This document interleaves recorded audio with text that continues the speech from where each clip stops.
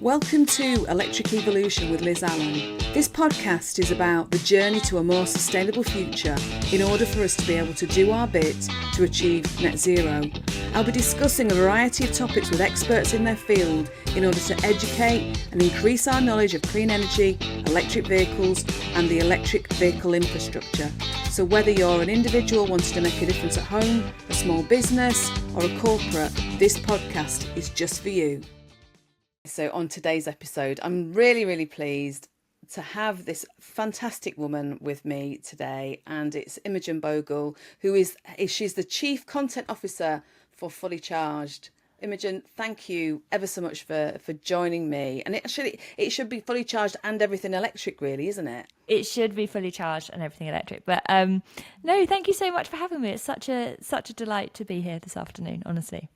And we met last week, went at Everything Electric up in Harrogate, and I remember you standing next to me going, I think I know you, don't I? And I went, yes, I'm interviewing you next week. Always the funny thing. I feel like, I don't know what goes on in my brain, but you get so used to meeting people sort of via thumbnail or via kind of like a little square on Zoom or what have you. And then when you see someone in real life, you're like, I feel convinced that we know each other. Of course we do. We've been having extensive conversations. So yes, I needed a little time for my brain to catch up. But, don't worry. But I mean, everybody knows you because of all the work the fantastic work you're doing, with Everything Electric. It's just amazing. And I was just saying before we started recording that thanks to your interview with Era, I'm going to be talking to the CEO in the next few weeks. So because I'm overwhelmed, their product is fantastic and it was brilliant to see. So thank you for that as well. But you've been doing so many other things as well, haven't you? It has been a very, very busy, I was going to say start to the year, but I mean, goodness me, we're halfway through the year. It's been a busy half year. And sort of between our various live shows, I think the one in Harrogate, which we've just come back from, that was our third this year. Yeah. And we were in Sydney before that and London as well, and then Harrogate. And now we've got sort of all eyes focused towards our show in Vancouver and all of the filming that we need to do there. So it's been amazing. I mean, the only sort of drawback is that the weeks just fly by. And you're like, oh my God, how are we in June? It was January just a second ago. I know. So. I actually said to my husband, and I don't know whether I've said this on the podcast before, but I said we were taking our Christmas tree down on 31st of December because that's what I do, or 1st of January. And I said, maybe I should leave it up because it's going to be Christmas again soon, isn't it? It just goes so quickly. It's just mad. I don't know whether it's an age thing. I've no idea. Well, there is that theory that because... oh my gosh, how am I even going to explain this? That time does accelerate the older that you get as well. But I also think when you're just busy, time also just vanishes as well. So exactly that. Yeah. So come on, let's have a little bit of your background. So you worked for the electric bus and van company of Arrival, didn't you? Before that, you were at JLR, so Jaguar Land Rover, as an aerodynamics engineer. I thought that was amazing. So. Just can you give us some background about you and how you how did you get to where you are now? Yeah. I always talk to everybody about this because I always find it really, really fascinating. Yeah, it's a good question. And I think if someone was to look through my LinkedIn or my CV or whatever, they'd be like, hang on a second, there are some weird things that don't necessarily tally up for how this path makes sense. But I think, I started off, I studied engineering at Oxford, and I loved engineering. I absolutely loved it. And mainly because I am deeply curious about the world around us and how people design things and how all these different people come together and make something physical. I also totally adored maths as well. And I was really fortunate enough to do an internship at Jaguar Land Rover, and then had a full-time job working in their aerodynamics department. And the aerodynamics department at that time, we were sat in a corner of the design studio, and honestly, it was this sort of completely eye-opening light bulb moment walking into that design studio, because as much as I thought I really liked engineering, I did still have that perception that I was going to be destined to wear a high-vis jacket and a hard hat for the rest of my life. Right. And you walk in there and there are these incredibly glamorous incredibly glamorous engineers and designers. And you could spot the designers because in those days they were the ones wearing trainers with like, really cool like leather skirt and like shirt, and oh god, it looked fabulous. And then you have these full-scale cars being sculpted out of clay. And then these conversations between engineers and designers sort of scrutinizing things within a millimeter detail. And it was such a privilege to get that window of insight into that world. And then I should say, though, I think my secret ambition had always been to be a Blue Peter presenter. Oh, And I always felt I get you. I loved being in this world of engineering, but I was much more interested in talking about it and seeing how all these different bits and bobs came together than actually getting into the weeds and doing the maths. And fortunately, I worked with some amazing people who I think kind of identified that in me a bit. So I had a job working in design where I sort of, acting as a bit of a middleman between how do you take early concepts of car designs and ensure that they retain their design integrity as they go into that early engineering feasibility. And then I worked in the technology and innovation comms bit of the PR department. So really looking at what's happening in autonomous vehicles, connected vehicles, electric vehicles, shared vehicles, all of that, and taking that sort of technical information and trying to translate it into a much more consumer-facing audience. And I think that's when I really, really fell in love with electric vehicles. And it felt very clear to me that that was the future. This was in around 2015, where we just had the VW Dieselgate scandal. So, that was really, really adding, I guess, it was serving as a real catalyst for driving that electric transition. And that's when I moved to Arrival, which at that time felt hugely promising. They were focusing on electric vehicles and trying to do so in a way that was looking at commercial vehicles, ensuring they had cost parity with internal combustion engine equivalents. Very, very clear on that mission and vision. Sadly, it did not go to plan, as is the case with many EV startups. And I suppose that's probably what happens when you have a bit of scope creep and work on too many projects, or perhaps grow a little bit too quickly.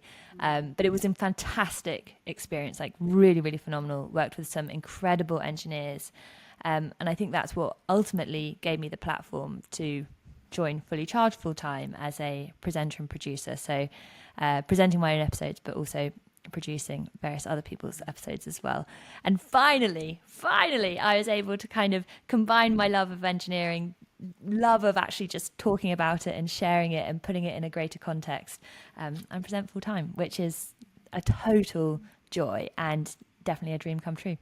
So not Blue Peter, but maybe one better than that, I reckon. Well, I think so. I think so. It's just, I totally get you. The whole, Blue Peter. I grew up with Blue Peter, so I'm older than you, so there's probably presenters that you might not have heard of, kind of Peter Purvis, and then there was John Noakes and people like that, and just, I'm old. No, so I grew up with Katie Hill and Connie Huck and Matt Baker. They were like my generation of Blue Peter presenters, and we did make Tracy Island. Or rather, I think my mum, if we're being honest, she made Tracy Island deep into sort of the early hours of the morning, and we probably took the credit. But oh, fantastic! Yeah. So you there's a number of things that I wanted to talk to you about. So you've talked about kind of was the engine, kind of working with JLR and Arrival and everything. Did that kind of set up your love for automotive full stop? Kind of, but I think it probably started a little bit before then. And I've definitely told this story before, but we grew up in Southampton, and Southampton is pretty easy to cycle around, and my parents were very, very kind of fierce cyclists. Unfortunately, my mum, she did pass away because she had cancer, but she cycled to every single one of her chemotherapy appointments. Did she? I think kind of out of protest. She's like, I'm gonna, and then they're also doctors, so you've got two things to contend with there. I actually had appendicitis, and they made me cycle to the hospital because parking was a bit of a nightmare. They did subsequently regret that. However, two things sort of happened. The first was that in recovering from my appendicitis, I actually did get a lift home in a Range Rover from a family friend of ours who had a Range Rover. And the reason being was that this car would cope with the potholes, on the roads on the way home. And I was obviously feeling quite sensitive because I had Yes, appendicitis. of course. And I remember being in this car and just thinking, oh my goodness, this is phenomenal. I have never been in anything like this in my whole life. And we would also go past this Range Rover garage, this Jaguar Land Rover garage, and I was so fascinated that these cars existed and there's this whole sort of ecosystem that existed around them. And then I think when I was working at Jaguar Land Rover, it sort of really cemented that feeling of, oh my God, how is it that thousands of people come together doing thousands upon thousands of different things and somehow a car comes out at the end of it?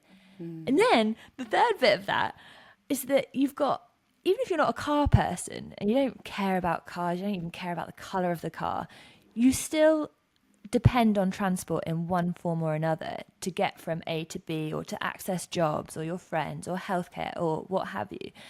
And so even if you don't think you care about transport, you do care about transport. And I think how phenomenal to be involved in this industry that has such a profound impact on everyone's lives and actually is quite critical in how they access things that constitute just a good quality of life. So yeah, I'm obsessed. Love the car I love industry. it. I love it. And I suppose there are, parents who are relying on transport, on their cars to take their kids to school and take them to after school club or go various places. Like I said, so my as we're talking, my nephew's on his way down from Skipton with his 5-year-old, and they're coming down in actually, yeah, I think he's in a Range Rover at the moment, and they're going to go to Legoland tomorrow. So Yeah, that's how it's over 200 miles from Skipton. It's probably around the same as it was to Harrogate for you last yeah. last week, and yeah, we do have to rely on these things. I mean, we're a one car family because my Mm, husband works in Reading at the university, so he kind of gets public transport, but I rely on the mm. car so much. Yeah, and it's so interesting, and I think this is felt even more acutely in cities in the US, which are slightly newer and have been built in a slightly less organic way than cities, say, in the UK, they're a bit older. And that actually, if there certain areas aren't supported adequately by public transport or, people don't have access to cars, actually that has a real impact on can people access healthy food, for example, Yes. or does it Yeah. reduce the number of jobs that are viable, or actually does getting around become such a faff that it prevents you from voting or participating in, democratic process or whatever. And yeah, we all have a need to exist Mm. outside of a walking radius. So yeah, so whether it's dependence on cars or a really really good public transportation network, it's so vital, and so multifaceted. So I agree. yeah. Honestly, coming down from I'm originally from Halifax in West Yorkshire, and when I lived up there, one of my very first job was second job was at the Halifax Building Society as it was then, which is part of Lloyd's Banking Group now. So that one was easy, but I didn't stay there too long, and I was working because I was looking for something at the time. I didn't know what I was looking for, but I ended up traveling over to Leeds, and our public transport then, Mm, this is kind of like in the sort of 90s, our public transport was rubbish, mm. so I became very reliant on a car, and I was in a some people who've listened to this podcast before, I was in a car crash in the late 80s. I'd Oh my just gone gosh. 18. So I say I'm a bit bionic and I've got 9 lives, but that's something different. But actually, it's I can't I can't get round as quickly as everybody else. Do you know what I mean? So Mm. so a car was, even though I was in a car crash, I wasn't driving, I was a passenger. So Oh my gosh. I like to be a driver, you Yeah. know, and I got used to getting to different places by car. you know, and it was something that I know we need to be driving less these days because of emissions and things like that. I feel like I've moved into a bit of a better place with an EV, but I still Yeah. need to drive a lot because I do quite a lot of driving in the work that I do. Yeah, and we had we did a bit of an experiment to see if we could go down to one car.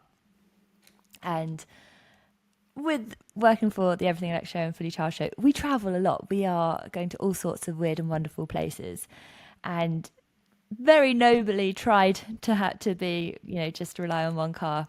It caused too many a logistical challenge and fraught conversation, unfortunately.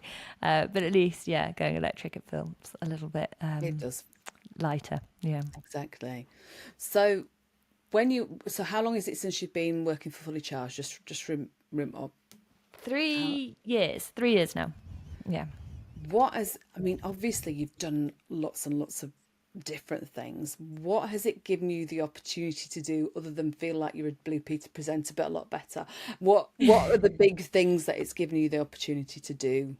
Oh, what a great question. Okay, there's probably many, many aspects to this question. And I guess the easy or sort of, uh, an element of this question is that there is some wonderful travel opportunities. Of course, we've had a couple of moments where we've been in these fabulous locations and thought, oh my goodness me, we are so incredibly fortunate. So, for example, we were in Menorca on a solar powered yacht.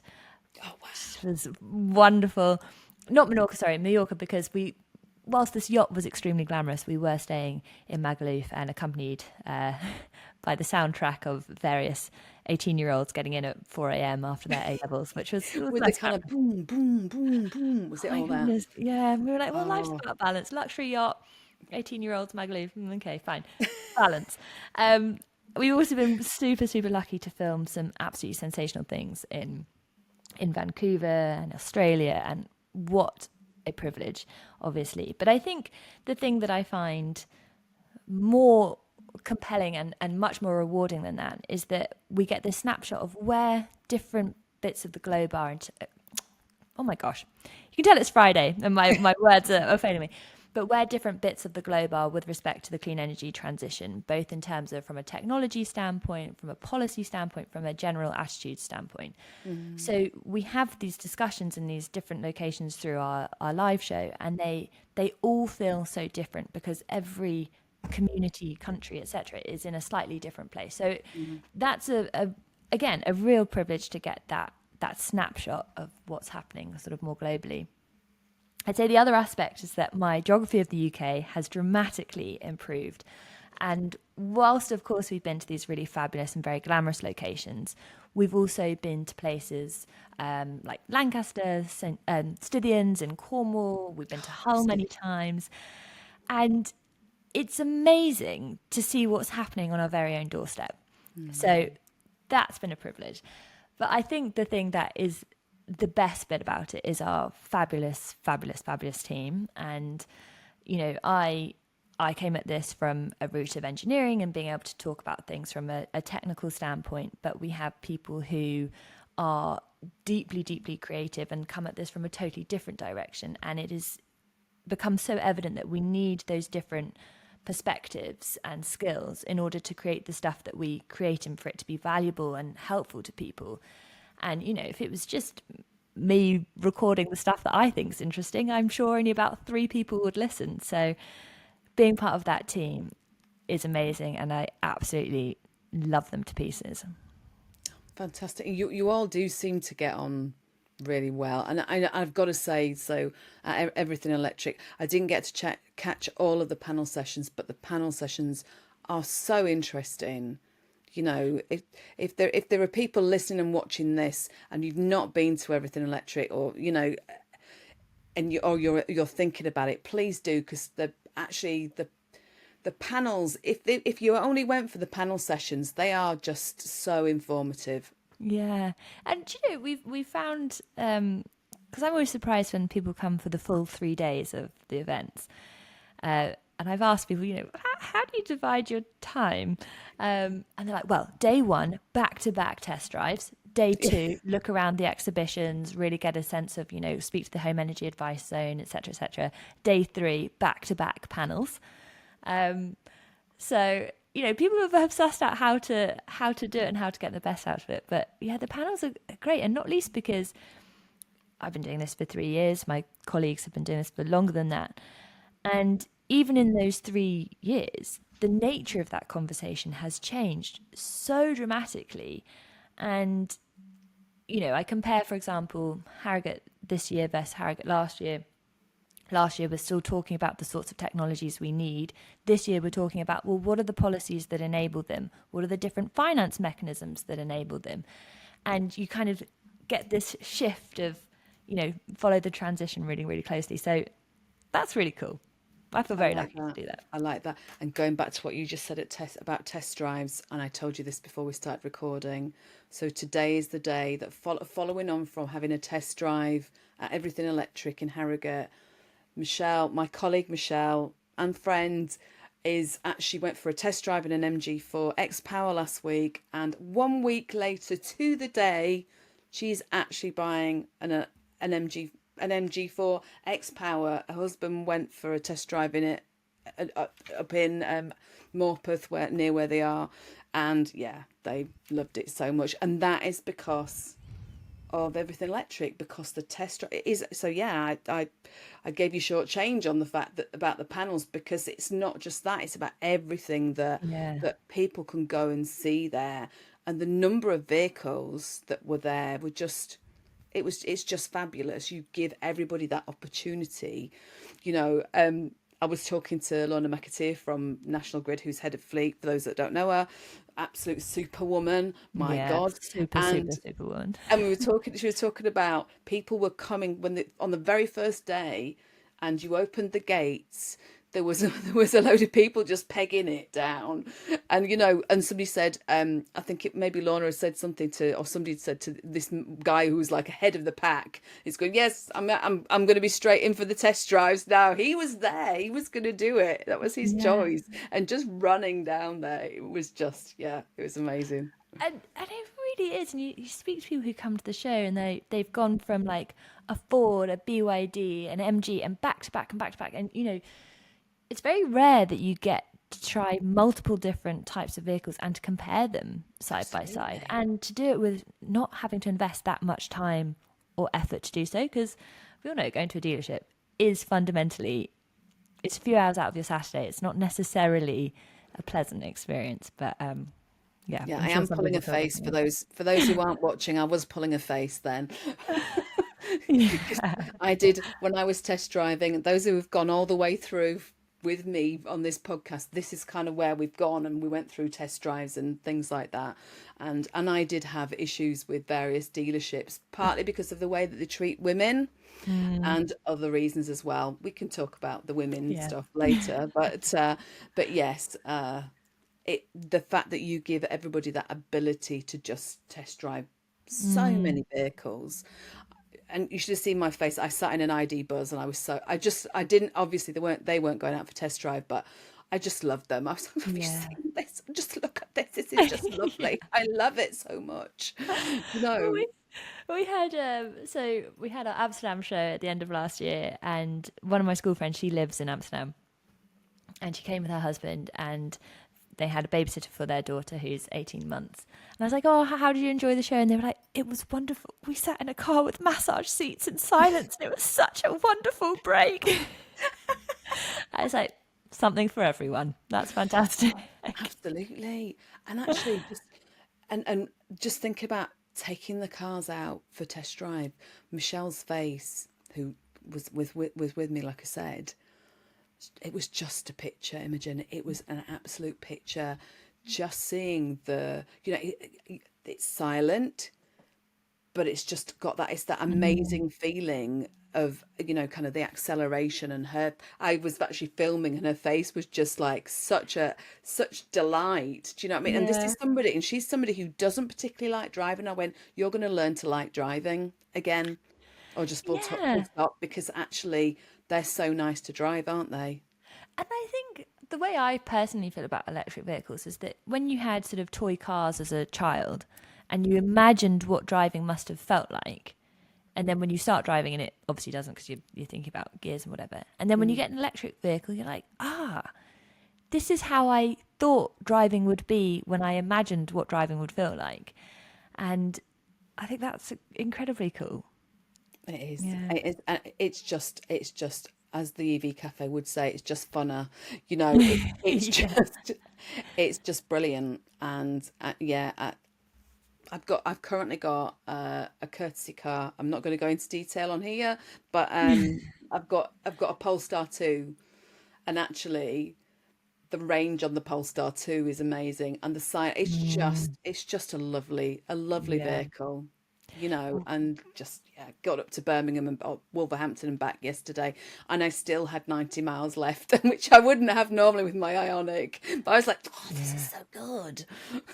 Also, I think technically I'm not allowed to say how I personally felt about the Polestar 3 and 4 because that's under embargo, but I can tell you that we test drove filmed an episode on the Polestar 3 and 4, both of which will be available in the UK later this year. And then this bit's no secret because you can Google this fact, but the range is insane. It's completely mad. And I've got to drive to Cornwall this evening. Oh my God. And you'd have absolutely no problem getting there and back with the 3 or 4. It's incredible. There's just so many for anybody who it would be good maybe to talk now because there's other things we lots of stuff I've got to talk to you about, but about kind of the negative media stories. And I said to you, I talked to Robert Llewellyn about this as well, but it's kind of what you're just saying there, and I can, if you can get 300 miles or more in a car, in an EV, why wouldn't you want to change to it? Do you know what I mean? There's so much negativity out there, isn't there? We just need to counter it. What are your thoughts on how are we doing with this? What do you think? Oh gosh, where to start? It's so interesting because I do think there's a degree of empathy that we all need to have in this discussion because we've got the ZEV mandate, we have committed to going electric, and there are many people for whom they feel like that's something that's been imposed on them. And fundamentally, as human beings, we don't particularly like being told what to do. No. And especially when we've had this whole narrative of describing driving and the open road and associating that with freedom, for something to be dictated to us as human beings can get some backs up. I think clearly there's a more fundamental issue of who's driving some of this negative information, narrative, misinformation, disinformation, all the rest of it. And of course, that needs to be addressed, and we are starting to see some of those shifts, not least through the amazing work that Quentin Wilson is doing, that organisations like Stop Burning Stuff is doing, and various other people who've been very, very vocal in the space as well. But at the same time, I think kind of coming back, what's frustrating about the sort of fierceness of that misinformation is that it forces the other side of the fence, people like you and I, who advocate for EVs, to become a bit more strident in how we advocate for them. And that makes the argument, I think, way more divisive, when actually there is just sort of, I think, the need to kind of step back and be like, okay, well, what are your concerns around electric vehicles? Let's kind of unpack some of those and see if we can understand them in a bit more detail. I also think that many people who have concerns about electric vehicles haven't ever driven one or haven't had the experience of one. And so seeing, testing, believing is so crucial to kind of, addressing that uncertainty and fear that can be attached to any kind of technology. I live in Oxford, and one of the things that I saw that the council had done and I thought was amazing was they had a day where you can go and just see how you plug in a vehicle.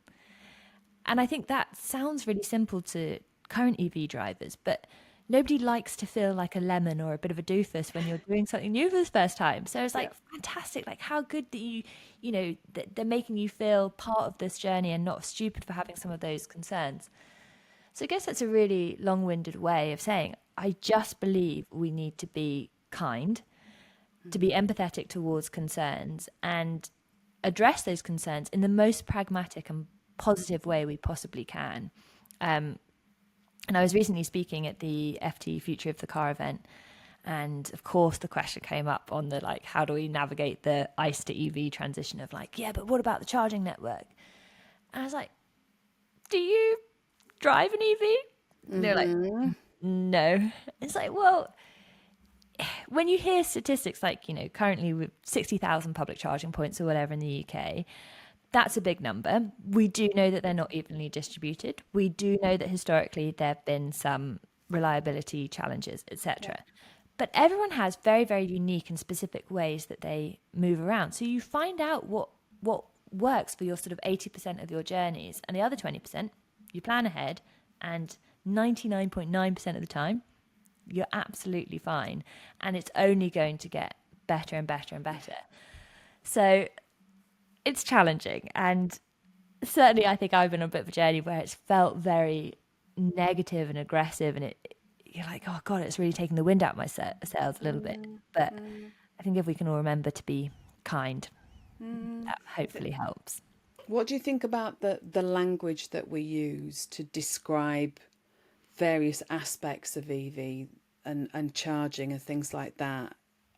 Because, you know, they are the way that we talk about, you know, even just things like FUD, the fear, uncertainty and doubt. People don't know what that means.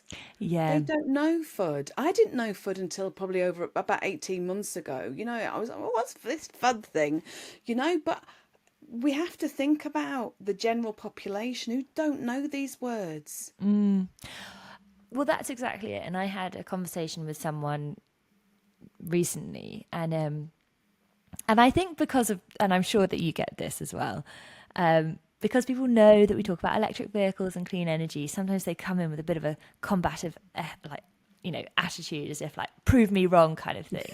And I'm like, all right, here we go. Fine. Right. What have we got? And he's like, convince me to go electric then. And I was like, okay. I was like, well, what are your concerns?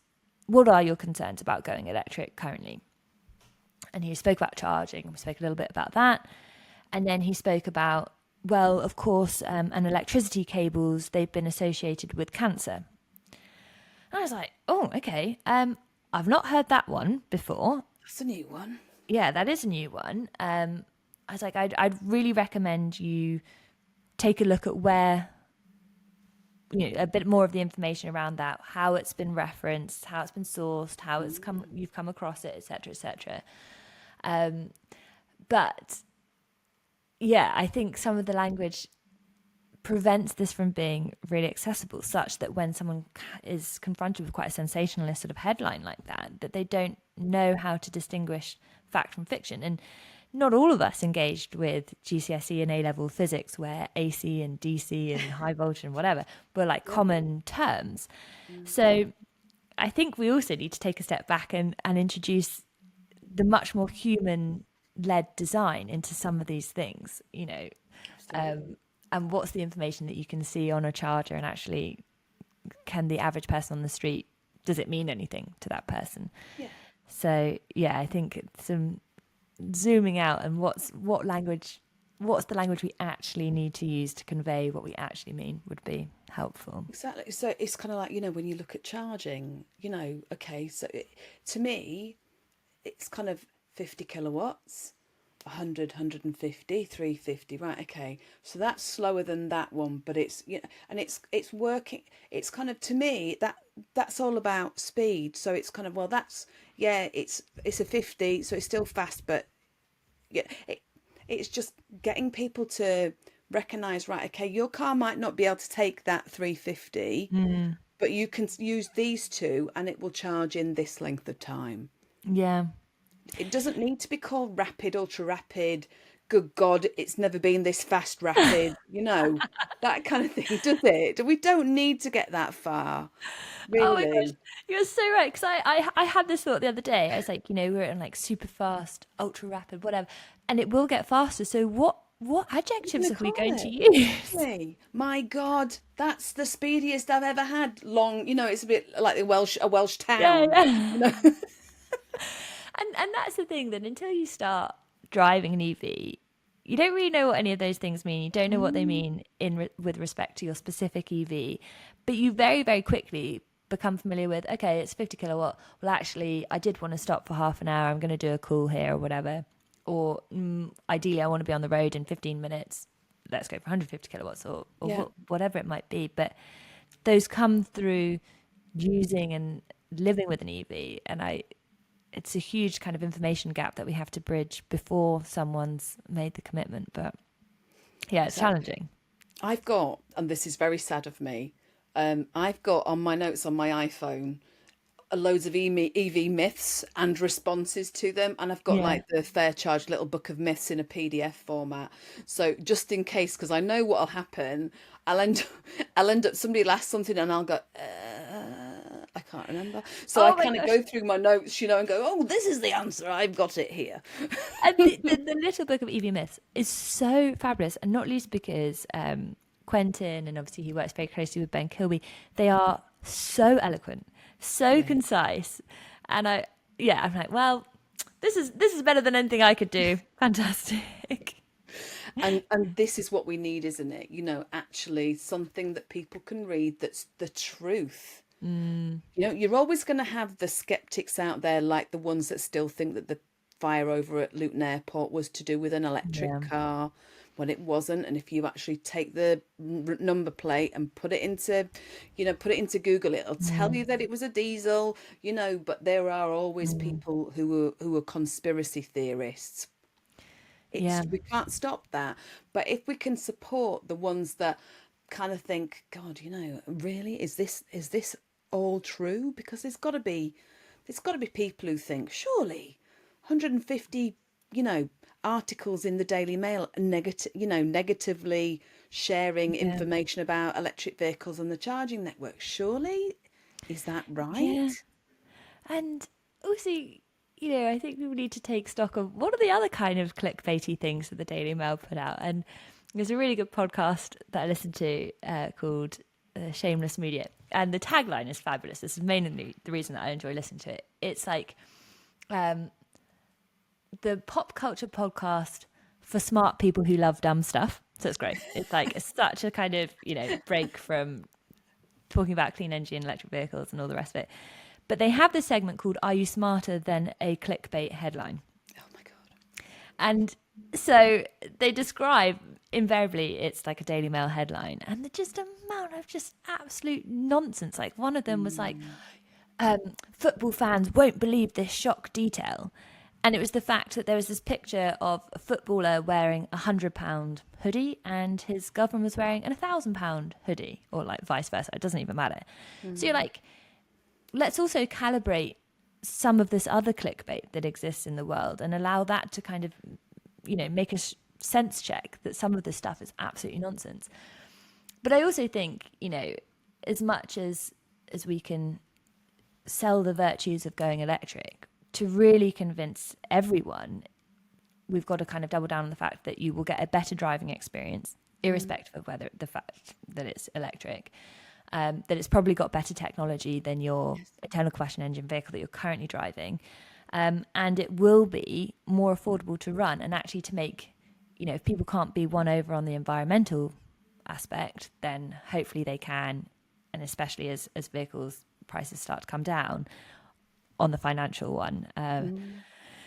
But yeah, I'll keep fighting the good fight, I think. I think you're right.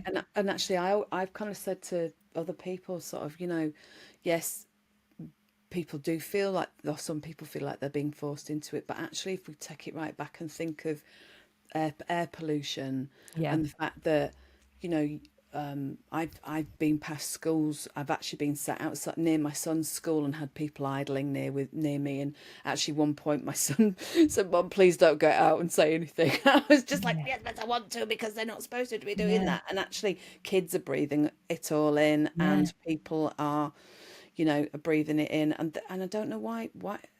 You could see when you had chimneys, like I say, in Yorkshire.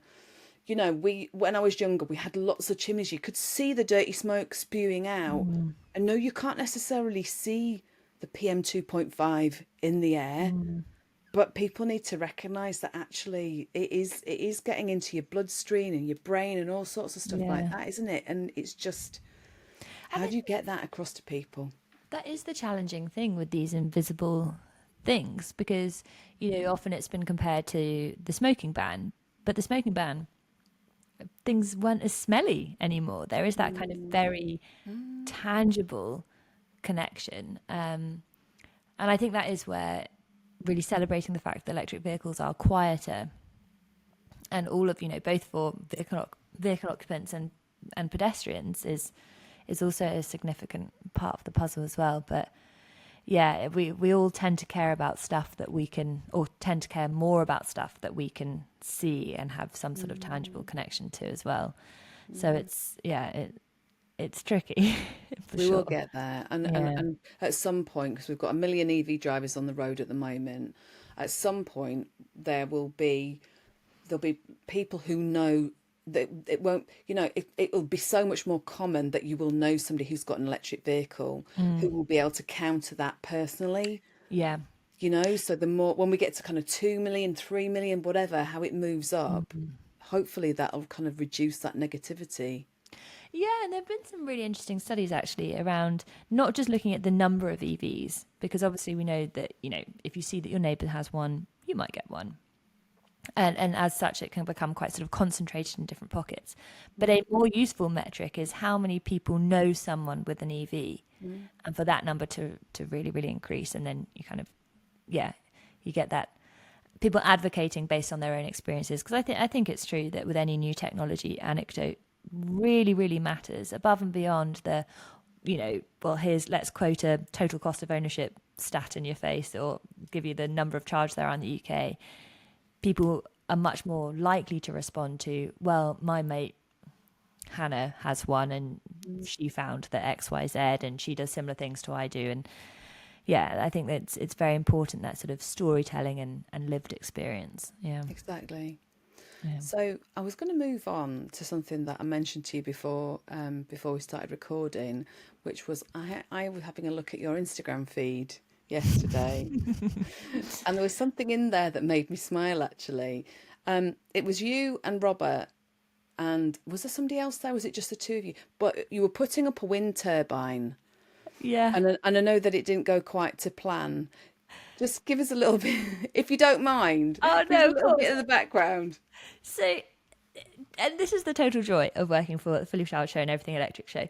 On the one hand, we talk about very important topics like protectionist policies for, stimulating a battery supply chain. On the other hand, we will do things like we did a couple of Thursdays ago, which was to take this portable wind turbine, to go to the top of a hill and to try and set it up and to film an episode about this experience.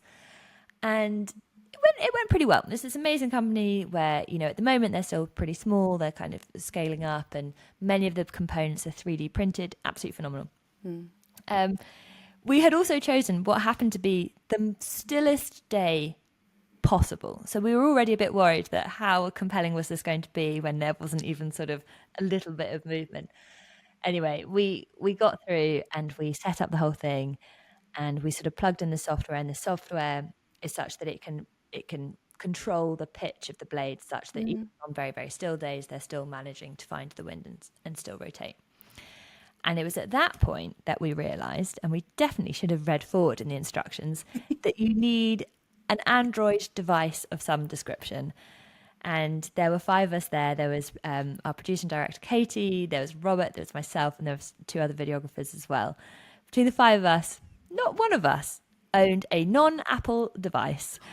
And we just could not believe it, that from a mechanical perspective, it was perfect. We'd set it up and we were let down by the software. And Katie, who is on our team, she is absolutely phenomenal.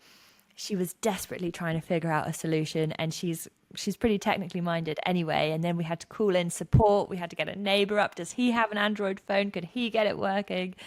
And we did eventually have to admit defeat and take it down. However, having spoken to the company that have developed it, they've done a sort of weird add-on such that it should now work with an iPhone. So we'll be filming part 2 very shortly. But we'll have to take that one out. it was such a glorious day, and not least because we accepted defeat. We went back to Robert's house. We had some macaroni cheese. It was still a great day. I love that. Oh, bless. Does he make good macaroni cheese then? He does. He is a really, really excellent cook, actually. And we film a number of episodes at his house because he has a studio in his shed. So it's quite a helpful place for filming various bits and bobs. But we always have to factor probably 2 more hours into our schedule when we're doing a Robert's house-based shoot. We need an hour for a cup of tea to catch up with Judy, his wonderful wife, and then we need an hour for a really nice lunch, which he invariably will have cooked something really delightful. So Bless him. they're good fun. You know what? I've got to say, besides your video, I'm actually addicted to watching the one of his house. And I said this to him, you know, where I think it was Dan, and I can't remember who else it was, but went round his house when, you know, looking at the solar panels and stuff like that. So, yeah, it's just, I can imagine you'd just want to stay there as long as possible, wouldn't you? Well, so we were talking about that episode the other day because and I wonder what the thumbnail is for the episode currently, but certainly the original thumbnail was a bit of a take on the Architectural Digest house tours. I don't know if you've ever seen any of these. No. They're so amazing. Basically, it's Architectural Digest. They go and do a tour around various celebrities' homes. And the celebrity will open the door. Invariably, they're in California or somewhere. They're like, "Hey, AD, welcome to my home." And then they'll like do this tour of their home, be like, "This is my green cushion. I love my green cushion." Anyway, so we like had that as our inspiration, but obviously instead of talking about soft furnishings, we were talking about solar panels and batteries and all the rest of it. But for anyone who does know what Architectural Digest is, you'll see a little nod and reference to it in the thumbnail for that. I'm gonna have to look into. I'm gonna have to check that out now. I'm gonna have to check. Do you know what? There's so much more that I could talk to you about. But I know you've got a dash as well. My final question. You're gonna love me asking this question. So I said to you that I'd read about you dreaming about being a stunt woman. Yes. Tell me what if you had an opportunity to be a stunt woman, what program would you want to be on? What kind of, or what what would it be? Would it be from an era now, or would it be from somewhere previous? Is it kind of like a Marvel stunt woman? What would you fancy? Oh my goodness, where to begin? So many good aspects to this. So for context, when I was growing up, I did a lot of gymnastics. So I've got a little bit of ability to backflip. I feel like with each year I get slightly less confident in doing so, but there we go. So there's always been that kind of like, I like that sort of thing. I like jumping off things that I probably shouldn't jump off and all the rest of it. And we've also worked with Andy Torbett in the past, and he was actually Daniel Craig's stunt double for his diving scenes in several of the Bond films. So I've had many catch-ups with him around, well, what would I need to do? And he was like, well, you need to typically have 3 quite key skills. So he was like, well, you've got kind of running going for you, you've got gymnastics kind of stuff. He was like, but ideally you'd need to be able to ride a horse. That's out of the question at the moment. So I need to desperately fill in that gap. But I suppose the other aspect is so Rey from Star Wars, I thought she'd be quite a good one to be a stunt double for. She's 5'4", I'm 5'4". We don't look overly dissimilar. Or any of like, although less of the murdering, I wouldn't want to do that, but killing Eve, her stunt scenes would be quite fun. Yes, yeah. I can imagine that'd be fantastic. They actually did some filming in Reading at the prison, and it was supposed to be a Russian prison, but there's a disused prison in Reading at the moment. Not at the moment. It's been there a long time. You know what I mean? So, well, if Jodie Comer wants a stunt double, then I will ring her up and say, I'm your girl. Like, have you actually? You need to say, do you know who I am? Yeah. Like, if you want to be my stunt double for talking about a wind turbine, then we can discuss. There you go. That's got to be the next thing. So what would you want it? So kind of a Killing Eve type thing. I reckon. I think I'm also just very fiercely competitive about sort of various activities. And so I think being a stuntwoman just sounds really fun. I don't think I'd be very good at it, and not least because I did my CBT license to ride a moped, and it was extraordinary because I've subsequently been on electric mopeds, and they are total joy to ride. I remember like going around the Cotswolds on this bike and thinking, God, this is like the closest you could get to flying. This is the wind. This is incredible. Like I feel like there's so little between myself and the road, and this is a transformative experience. And then I looked at my speedometer and I was going 24 miles an hour. I was like, I love that. Like, maybe we won't necessarily tick the box on motorbike riding. Don't worry, I took a 20-ton truck out for a test drive up at Lindagrave from EV Drive up her. She did an EVEX in Ipswich. I took this 20-tonner out. I was really scared. I didn't get it above 17 miles an hour. So I'm lower than you. Oh, but I know. So similarly, we drove some lorries the other day, some electric lorries. There were some Mercedes E-Actros 300s and 400s. Similar. Could not go more than 17, 20 miles an hour. They're too big. I just too scared. Yeah, and I felt so enormous. Don't know. I would be even worse if they were non-electric. I'm sure I wouldn't have got above 5 miles an hour. Okay. Oh, Imogen, do you know, I would love to talk to you for longer, and it would be lovely to have you back on here again, because you're doing so many fantastic things. And, you know, obviously there's the live shows kind of going on across the world, like you said. You're back in Farnborough in October. Yes, 11th, 12th and 13th, I think. Yeah, so everybody get onto Google and have a look for everything electric in Farnborough and get some tickets down there. Like I said, if you've not been, it's really, really, I don't know what it is. I think maybe because it was the first live show that I went to in Farnborough. It's quite close to my heart in a way, because I quite like it, and it's not too far for me to get to either. Oh no, they are just, and it's lovely continuing to sort of foster the EV and clean energy community, and seeing familiar faces there and welcoming new faces to that as well. So yeah. But listen, thank you ever so much for your time. It's been fantastic talking to you. You're such a lovely person to talk to, and like I said to you, you can wear jumps, you could wear a bin bag, you know, and you'd look gorgeous. Every time she's on stage, she looks amazing, everybody, honestly. So yeah, your pink jumpsuit was fabulous. That is being far too kind. I have definitely worn some things that in retrospect, when I've seen them in an edit, been like, I'm going to mentally take that off the list of future shoot outfits, but glad that we tried. Oh, bless you. Oh, well, listen, thank you ever so much for your time. It's been brilliant. Oh, no, thank you. This has been a total delight. So thank you very much. I'm glad you've enjoyed it. And to everybody else watching and listening, I'm going to say goodbye for now, and I'll see you next time. Bye-bye. Thanks for watching this episode of Electric Evolution.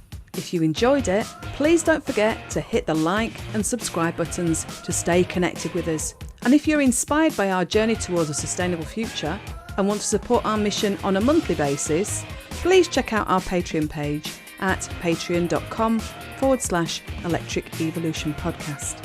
Your support really helps us to bring the latest insights and discussions in the world of clean energy, electric vehicles, electric vehicle charging and sustainability to you. If a regular subscription isn't what you're looking for, you can always consider buying us a coffee. Just head over to www.buymeacoffee.com/Electric Evolution Podcast. Every cup helps us to keep the electric evolution moving forwards. And if you're curious about our work in the EV infrastructure sector at Full Circle Continuous Improvement, why not visit us at www.fullcircleci.co.uk to find out more. And if you want to send me a message, you can always email me on liz@fullcircleci.co.uk. And finally, please don't forget to share this podcast if it sparked your interest. And let's keep spreading the word about all of these topics that we're covering. So, until next time, see you soon. Bye.